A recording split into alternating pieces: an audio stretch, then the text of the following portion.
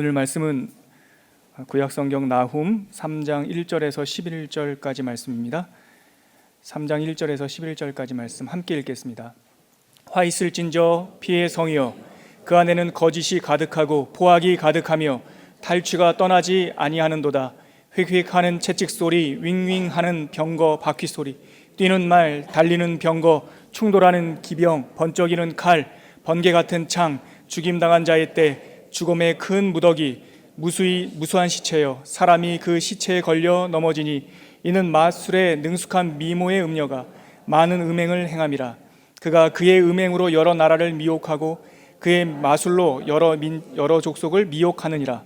보라, 내가 내게 말하노니 만군의 여호와의 말씀에 내 치마를 걷어올려 내 얼굴에 이르게 하고 내 벌거벗은 것을 나라들에게 보이며 내 부끄러운 곳을 문 민족에게 보일 것이요, 내가 또 가증하고 더러운 것들을 내 위에 던져 능욕하여 너를 구경거리가 되게 하리니 그때 너를 보는 자가 다 내게서 도망하며 이르기를 니느웨가 황폐하였도다. 누가 그것을 위하여 애곡하며 내가 어디서 너를 위로할 자를 구하리요 하리라.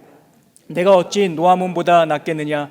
그는 강들 사이에 있으므로 물이 둘렸으니 바다가 성루가 되었고 바다가 방어벽이 되었으며 구스와 애굽은 그의 힘이 강하여 끝이 없었고 붓과 루빔이 그를 돕는 자가 되었으나 그가 포로가 되어 사로잡혀갔고 그의 어린아이들은 길모퉁이 모퉁이에 메어침을 당하여 부서졌으며 그의 존귀한 자들은 제비 뽑혀 나뉘었고 그의 모든 권세자들은 사슬에 결박되었나니 너도 술에 취하여 숨으리라.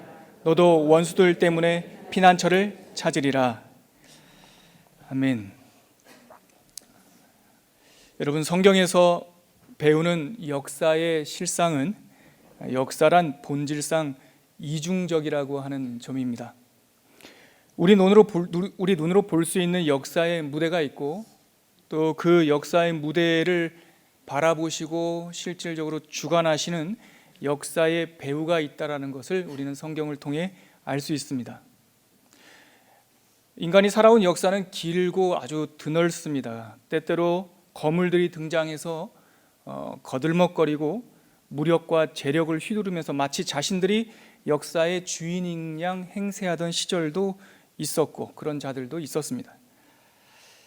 그들은 자신이 그 역사에서 영원할 거라고 생각했지만 사실 실상 다릅니다.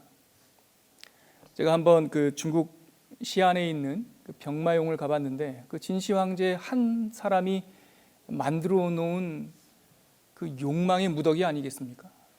끝났습니다. 불로초를 찾아 헤맸고 많은 사람들을 움켜쥐었지만 결국 자신도 사라지고 모든 것이 부질없는 짓이 되었음을 우리는 역사를 통해서 배울 수 있습니다. 이런 소라는 그런데 특이하게도 매 시대마다 있습니다. 우리 인생은 한 시대를 살기 때문에 우리와 같은 시대를 살고 있는 한 인물이 나와서 마치 자신이 역사의 주인인 양 거들먹거리고 무력과 재력을 막 휘두르고 다니면 우리도 역시 그것이 정말 다인 줄 알고 우리의 시선을 빼앗기기도 합니다. 우리가 이런 소라람의 시선을 빼앗기면 시작할 때 말씀드렸듯이 그 역사의 배후에 있는 그 주권자를 잊게 됩니다. 까먹게 됩니다. 그리고 그 요란한 자들의 그 소리에 우리도 덩달아 편승해서 사명으로 받은 인생의 시간을 낭비하는 경우들이 허다합니다. 예언서나 선지서는 우리의 이 영적 감각을 마비시키는 인간 역사의 조울증을 치료하는 특효약입니다. 우리가 예언서를 읽다 보면 이 무대 위, 역사라고 하는 무대 위에서 요란을 떠는 사람들로부터 시선을 돌려서 그 배우를 바라볼 수 있는 그 주권자를 바라볼 수 있는 은혜를 경험하게 됩니다. 성경을 보면 역사의 배후에서 일하시는 하나님의 그 방식이 좀 특별하고 일정하게 있음을 우리가 또 알게 됩니다. 하나님은 대부분 요란한 그 폭력배들의 배후에서 조용하게 일하십니다. 그리고 하나님은 말씀과 메시지, 기도를 통해서 일하십니다. 사실 하나님의 나라처럼 커다란 규모로 일어나는 혁명은 항상 변두리 소수자들로부터 시작되었습니다. 그래서 우리 예수께서 나신 곳이 말 구유였고 예수께서 자라신 곳이 변두리 갈릴리 나사렛이었던 것이고, 많은 핍박받는 자 광야에서 하나님을 만나고자 갈망했던 사람들을 통해서 하나님의 교회의 건강이 유지되었던 것입니다. 우리가 읽고 있는 이 나훔 선지자도 하나님의 이렇게 일하는 방식을 아주 드라마틱하게 정확하게 보여줍니다.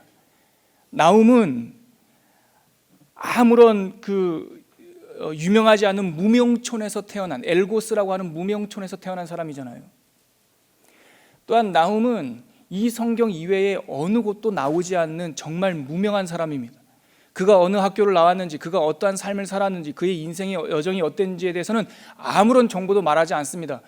한 번도 들어보지 못한 촌 엘고스에 살았던 나훔이라는 사람을 하나님께서 이렇게 세우셔서 그 시대의 가장 강력한 제국이라고 했던 니느웨를 심판하시는 메시지를 던지십니다.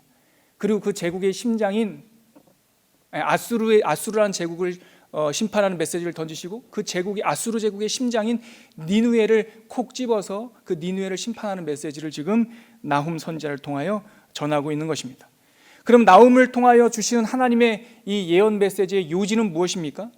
우리가 지난주에 우리 안식일 목사님을 통해서 함께 여러분들 묵상하셨겠지만, 니네들 죄악의 정수리에 찼다는 겁니다. 내가 이제 너희들 하는 꼬라지를 더 이상 못 보겠다는 겁니다. 내가 너희들을 때려서 너희들이 징벌을 당하는 것이 아니라 너희의 죄가 너희들의 정수리까지 차서 그 죄가 흘러 넘었다는 겁니다. 그래서 결국은 망할 것이다 라는 얘기를 합니다. 2장을 보면 이런 얘기가 나옵니다. 파괴하는 자가 너를 치러 올 것이다. 그래, 너희들의 군사가 많으니 그 파괴하는 자를 방어하겠지. 또 그 용사들이 너희를 공격할 것이다. 그러나 너희들은 전쟁에 능한 자들이니까 그 용사들을 대항해서 싸우겠지. 그러나 결국 공허하게 되고 황폐하게 될 것이다. 2장 10절 말씀입니다.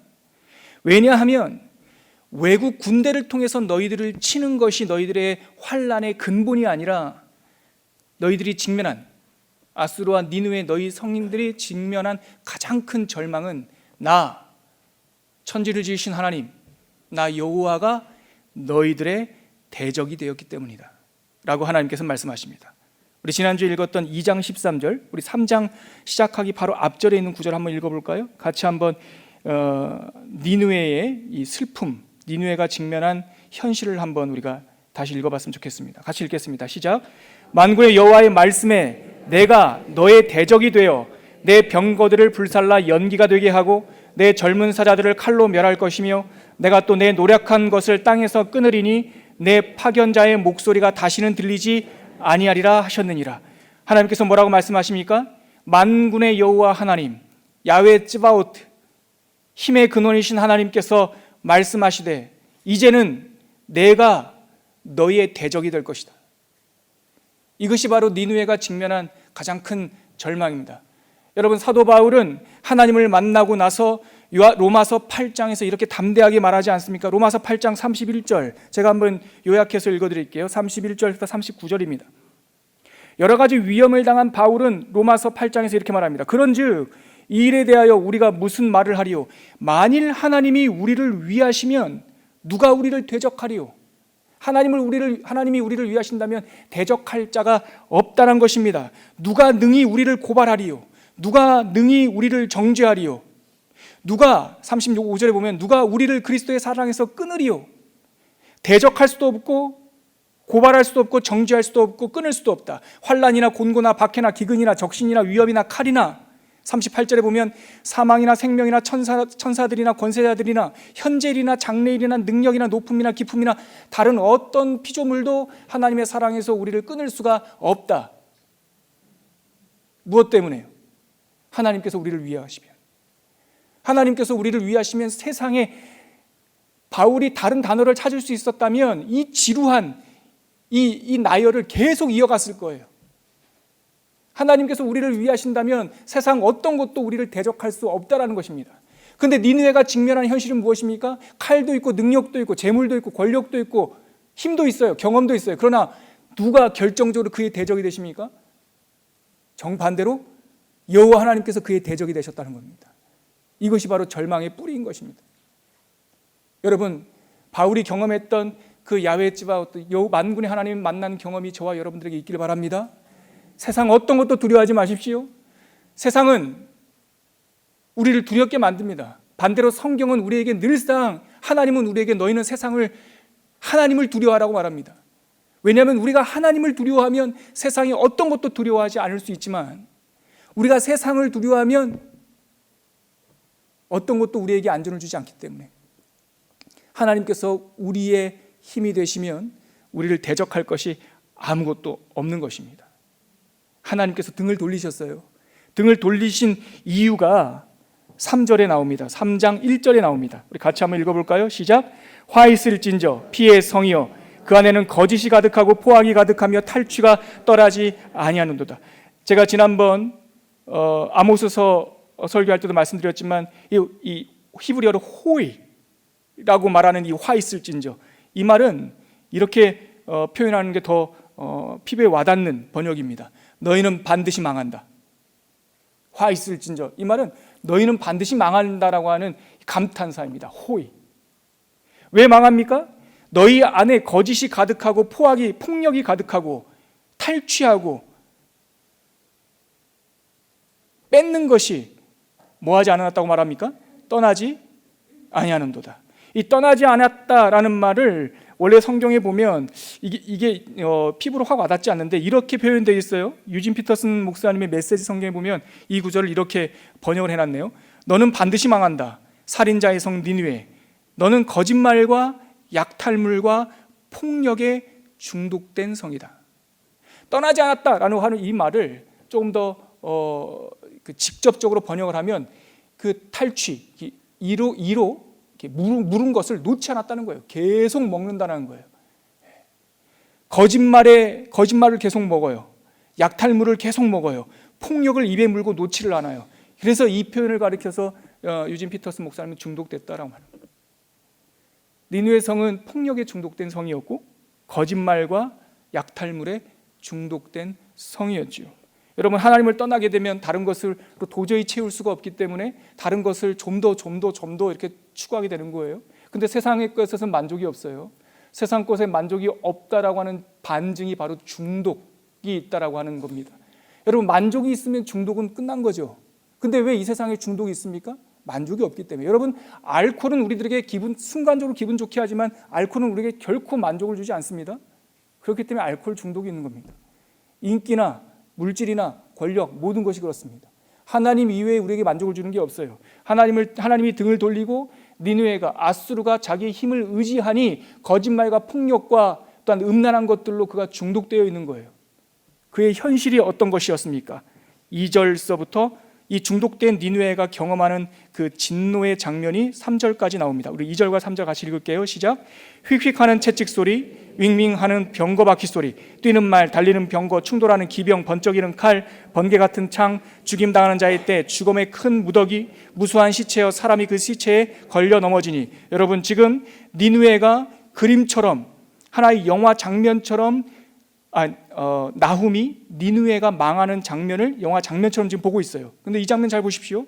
휙휙하는 채찍 소리, 윙윙하는 병거 바퀴 소리, 뛰는 말, 달리는 병거, 충돌하는 기병, 번쩍이는 칼, 이건 쇠칼입니다. 번개 같은 창, 이것도 쇠창이죠. 단어가 달라요. 죽임당한 자의 때, 죽음의 큰 무리. 이게 어디서 본 장면입니까? 아수르 왕 사네립이 북왕국 이스라엘을 침공했을 때 북왕국 사람들의 눈으로 본 아수르의 모습입니다. 다시 말해서 결국 니느웨, 아수르가 멸망하게 되는데 그들이 멸망하게 되는 그 올무가 자기네들이 자랑했던 병거, 철기문화, 창, 칼, 또 그들이 자랑하고 전리품이라고 여겼던 그 시체들, 무수한 백성들을 죽이고 자기가 승리했다라고 말하는 그 전리품처럼 그 교만하던 그 모습 그대로 지금 니느웨가 망하고 있는 거죠. 하나님을 등지고 폭력과 거짓말과 음란과 여러 가지 탈취물로 중독된 그 백성이 망하는 모습이 결국은 자기네들이 의지하던 그대로 망하는 거예요. 이 시사점을 우리가 잘 주목해 봐야 합니다. 우리가 무엇으로 인하여 섰다고 생각하는 게 있죠? 예수님께서 말씀하십니다. 섰다라고 생각하는 자는 넘어질까 조심하라. 우리가 의지하고 우리가 자랑하던 그것이 우리에게 오히려 올무가 됩니다. 왜 이것이 선순환으로 돌지 않고 자기가 자랑하던 것이 자기의 올무가 되었습니까? 4절 말씀에 한번 보시겠습니까? 같이 읽을게요. 시작. 이는 마술의 능숙한 미모의 음녀가 많은 음행을 행함이라. 그가 그의 음행으로 여러 나라를 미혹하고 그의 마술로 여러 족속을 미혹하느니라. 여러분, 여기서 두 가지가 눈에 띄죠. 마술의 능숙한 미모의 음녀, 이게 요한계시록 17장에 나오는 그 음녀와 같은 대상입니다. 요한복음 17장에는 머리가 7개요 뿔이 10개 달린 그 음녀가 나와요. 바다 위에 앉은 음녀. 그런데 그 음녀의 몸에는 하나님을 모욕하는 글로 가득 찼다고 그랬어요.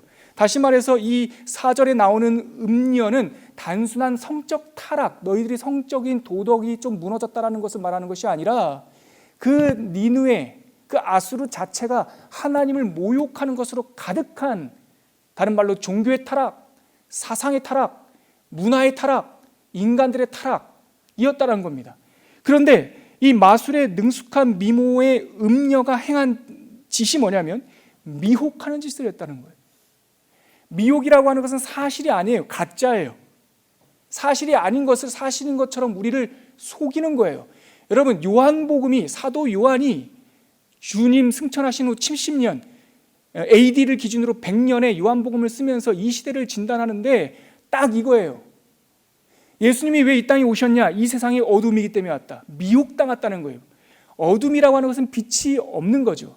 그렇기 때문에 어둠은 실체가 아니라 빛의 결핍이에요. 미혹이에요. 없는 거예요.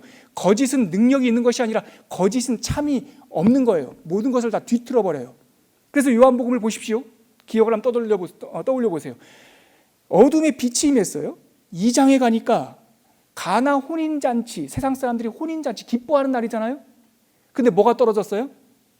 포도주가 떨어졌어요. 기쁨이 떨어졌어요. 3장에 가보세요. 선생님이라고 하는 니고데모가 와요. 그 당시 율법학자라고요. 근데 뭐가 없어요? 하나님에 대한 지식이 없어요. 4장에 가보시라고요. 물을 길리러 우물가에 나가는데 뭐가 없습니까? 두레박이 없어요. 남편이 6이었는데 그 여자에게는 뭐가 없어요? 남편이 없어요. 베데스다 연못가 5장 가보세요. 그 베데스다 이름만 은혜의 집이지 베트에스다지, 거기는 신화, 거짓말이 난무해요. 어떤 거짓말입니까? 물이 가끔 동할 때 선착순으로 먼저 들어간 사람만 낳는다는 거예요. 이런 은혜가 어디 있습니까, 세상에. 6장에 가보세요. 6월절이에요. 6월절인데 6월절은 무슨 절기입니까? 떡의 절기예요. 근데 뭐가 없습니까? 떡이 없어요. 그래서 오병이어의 기적을 일으킨 거예요. 미혹당한 거예요, 세상이. 돈이 있으면 행복할 거라고 말하는데 행복이 없어요. 기업체 회장들이 극단적인 행동을 해요. 인기가 많으면 행복할 것 같다는데 행복하지가 않아요. 큰 건물을 지어놓고 하나님께 영광 돌릴 거라고 했는데 어느 누구도 하나님이 그 건물을 통하여 영광 받지 않은 건 둘째치고 이 세상에 있는 어느 사람들도 그것을 가리켜서 거룩성을 느끼지 않아요. 우리가 지금 뭔가 속고 있는 거예요. 마술에 능한 음녀에게 속고 있는 거예요. 니느웨가 그랬다고요. 병거가 자기를 지켜주겠지, 칼이 지켜주겠지, 철기 문화가 지켜주겠지. 결국은 그것으로 망했습니다. 이 망하게 된 이 사람들의 실상을 한번 보십시오. 그 실상이 디테일한 장면이 5절서부터 나오는데요. 먼저 5절 한번 읽어볼까요? 시작. 보라, 내가 너에게 말하노니 만군의 여호와의 말씀이 너의 치마를 걷어 올려 내 얼굴에 이르게 하고 내 벌거벗은 것을 나라들에게 보이며 내 부끄러운 곳을 문 민족들에게 보일 것이요. 이렇게 망하는 모습을 보면서 그들의 벌거벗은 모습, 그들의 진상이 드러날 것이라는 거예요. 너희들은 속았구나, 은혜가 없구나, 떡이 없구나, 물이 없구나, 남편이 없구나, 진상을 드러낸다는 것이죠. 6절 볼까요? 내가 또 가증하고 더러운 것들을 내 위에 던져 능욕하여 너를 뭐가 되게 합니까? 구경거리가 되게 할 것이다. 하나님을 등지고 하나님이 대적하시면 구경거리가 됩니다. 하나님의 영이 떠나시면 구경거리가 됩니다. 베냐민 지파 쓸모없는 그 덩치만 큰 사울에게 하나님의 영이 임했을 때 그가 왕이 되었고, 그가 하나님을 등졌을 때, 하나님을 배반했을 때, 사무엘상 15장에 보면 뭐가 떠납니까? 하나님의 영이 떠나니까 그가 악신에 들려 구경거리가 되었습니다. 사울이. 그래서 다윗이 사무엘하 사무엘하 11장에서 밧세바를 범한 후에, 다윗이 죄를 범한 후에, 사울은 죄를 범한 후에 자기의 자존심을 지켜달라고 사무엘에게 말했고 자기의 왕권을 지켜달라고 사무엘에게 옷자락을 잡았지만, 다윗은 자기가 범죄한 후에 무엇을 하나님께 간청합니까? 시편 51편에 보면 주의 영을 거두지 말아 주십시오. 나단 선지자를 통해서 죄가 지적되자 살아있는 하나님의 영이 살아있는 다윗은 딱 하나 요청한 건 주의 영을 거두지 말아 주십시오. 주의 영이 떠나니까, 주의 권세가 떠나고 하나님이 그에게 대적이 되니까 구경거리가 되어버려요. 우리의 모습을 보는 것 같죠. 7절, 그때 너를 보는 자가 다 내게서 도망하여 하며 이르기를 니느웨가 황폐하였도다. 누가 그것을 위하여 애곡하며 내가 어디 가서 너를 위로할 자를 구하리요 하리라. 여러분 7절에 시작하는 구절 보십시오. 그때에 너를 앙망하던 자들, 너를 따르던 자들이 다 너에게서 뭐 할 것이다?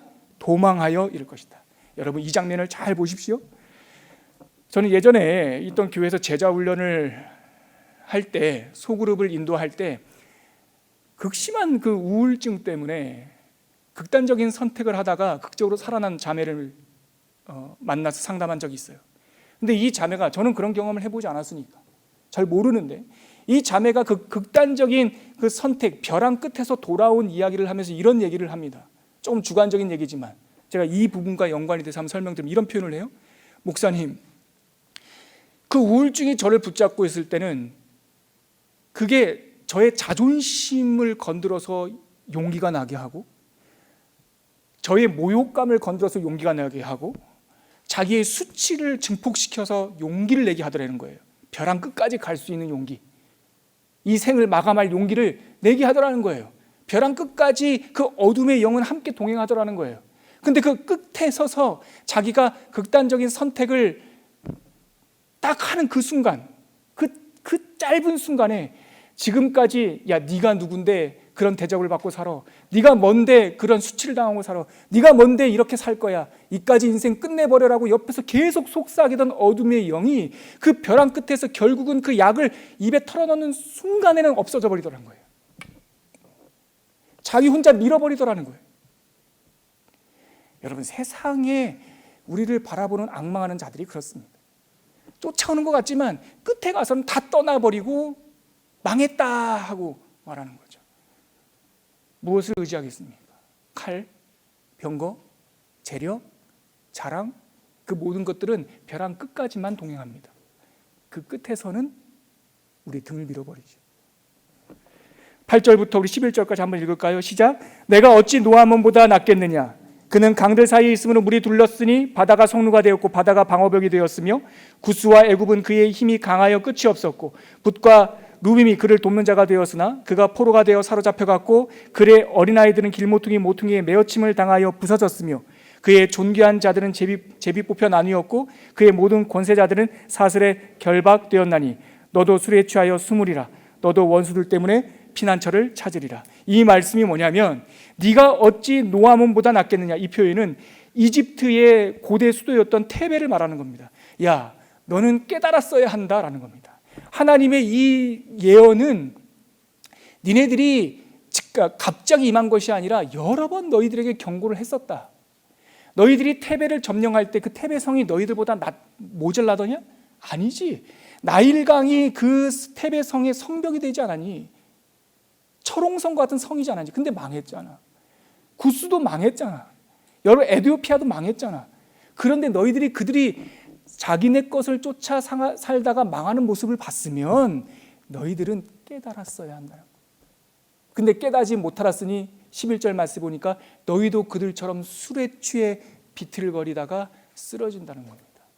여러분, 저는 이 마지막 구절에서, 마지막 파트에서 예수님께서 누가복음 11장에 귀 있는 자는 들을지어다, 이 말씀이 어젯밤에 묵상하다가 오버랩이 됐어요. 여러분, 영국의 사상가 C.S. 루이스는 이렇게 말합니다. 참 종교, 그분의 표현입니다. 참 종교로서의 기독교의 탁월함은 어디에 있느냐? 그들은, 그리스도인들은 항상 모든 말씀을 자기를 성찰하는 말씀과 거울로 삼는다. 그래야 모든 말씀을 다른 사람을 판단하는 기준이 아니라 자기를 재는 기준으로 삼는다. 여러분, 이 나훔은, 엘고스 사람 나훔이 니느웨에 가봤겠습니까? 생각을 한번 해보세요. 여러분, 엘고스에서 니느웨까지 직선거리로 900km예요 552마일이더라고요 가봤겠어요? 많은 학자들은 나훔은 니느웨에 안 가봤을 거라고 말해요. 요나는 가봤어요. 근데 이 사람은 안 가봤어요. 그러면 이 나훔 메시지를 전해들은 1차 수신자는 누구냔 말입니까? 니느웨인가요? 니느웨도 전해 들었겠지요. 근데 이 말씀을 기록하여 전해져서 이 말씀을 받는 사람은 누구입니까? 불신자입니까? 크리스찬입니까? 우리예요. 이 말씀은 오늘 우리에게 주시는 말씀이에요. 여기에 선지자의 자기 부정이 있어요. 여러분, 선지자는요, 자기가 예언하는 것이 응답이 돼야 성공하는 겁니까? 응답이 안 돼야 성공하는 겁니까? 보세요. 너 그렇게 사다가 망해, 돌아와. 망해라고 하니, 망한다라고 하는 진노 예언이 그대로 임해야 성공한 겁니까? 아니면 그들이 회개하고 돌아와야 성공한 겁니까? 그렇죠. 이 나훔의 메시지는 응답이 안 돼야 성공한 믿음이에요. 근데 니느웨에는 응답이 되었어요. 그래서 망했어요. 612년에 망했어요. 그러면 우리는 이 말씀을 읽으면서 니느웨에게 임한 이 말씀이 우리들에게 고스란히 임해야 성공한 겁니까? 아니요. 여러분, 오늘 이 말씀을 접으면서 이렇게 한번 기도하시죠. 하나님, 예언은 실패하고 믿음이 성공하게 하여 주시옵소서. 경고하시는 음성을 나에게 주시는 음성으로 듣게 하여 주시옵소서. 어떤 것도 의지하지 아니하고 하나님만 의지하는, 그리하여 세상 것으로 중독되지 아니하고 구경거리가 되지 아니하고 하나님께 영광이 되는 그런 삶을 살게 하여 주시옵소서. 이렇게 한번 기도하겠습니다. 하나님 아버지, 은혜를 감사합니다. 하나님, 우리가 세상 것들을 향해서는 체념하는 믿음의 사람들 되게 하여 주시옵시고, 우리의 영혼을 채울 수 없는 텅 빈 탐욕이나 집착과 욕심으로부터 결별할 수 있는 믿음의 용기를 허락하여 주십시오. 세상을 평가하고 재단하는 것에 익숙하지 않도록 도와주시고, 항상 말씀을 들을 때마다 아수르의 니느웨가 아니라 내 자신의 마음 한복판을 쳐서 길들일 수 있는 말씀의 사람, 하나님의 은혜의 사람들 되게 하여 주옵소서. 존귀하신 하나님 아버지, 오늘 말씀을 읽으면서 우리들의 가슴을 치는 한 문장은 변명의 여지가 없다라는 거 하는 점입니다. 하나님께서 그처럼 많이 보여주시고 노아몬이 망하는 것을 보여주시고 굿수가 망하는 것을 보여주셨음에도 불구하고 니느웨는 돌아오지 않아 그 자리에서 넘어졌습니다. 주님, 니느웨가 넘어지는 모습을 우리에게 보여줬음에도 불구하고 우리가 듣지 않고 돌아서지 않는다면 우리에게도 변명의 여지가 없음을 우리가 이 시간에 고백합니다. 주님, 세상의 텅 빈 탐욕과 집착과 욕심으로부터 결별하게 하여 주시고 하나님만을 붙잡는 믿음의 사람들 되게 하여 주시옵소서. 이제는 우리를 구원하시는 힘이 되시는 예수 그리스도의 은혜와 하나님의 끝이 없는 사랑과 성령 하나님의 끝까지 동행하시고 함께 하시는 그 충만하심이 오늘 나훔 3장 말씀을 나에게 주시는 말씀으로 듣고 다른 어떤 것 의지하지 아니하고 역사의 배후에 계신 하나님을 바라보기로 결단하는 주의 백성들 위해 지금부터 영원까지 함께 계시기를 간절히 축원하옵나이다.